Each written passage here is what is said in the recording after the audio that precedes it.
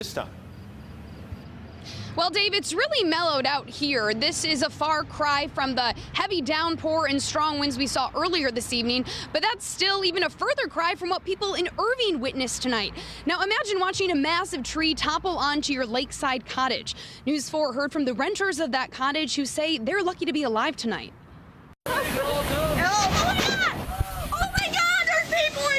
Mother Nature made herself known in Irving Tuesday afternoon. Oh my God! And we see a couple of branches go by, and then the big crack, boom, and after that it was just chaos. Steve Priester has been renting this lakeside cottage in Sunset Bay for decades.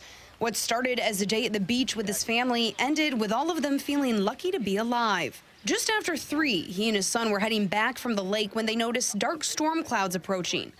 A neighbor decided to get her phone out.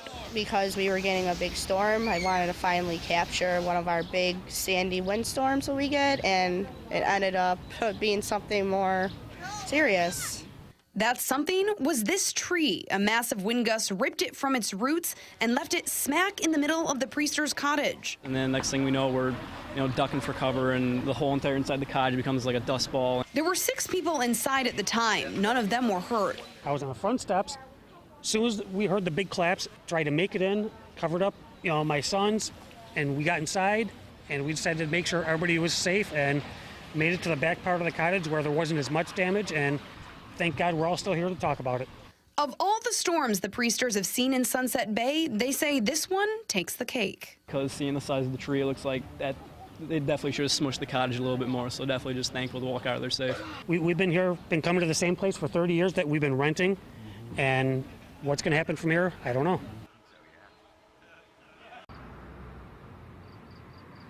Now, neighbors described this storm as a bit of a microburst. It did its damage and then left pretty quickly. There was some minor street flooding, but no other cottage received the damage that the Priester's cottage did. Steve's son, Connor, says this is a storm that won't be forgotten soon. Reporting live on Elmwood Avenue, Jen Shantz, News 4 at 10.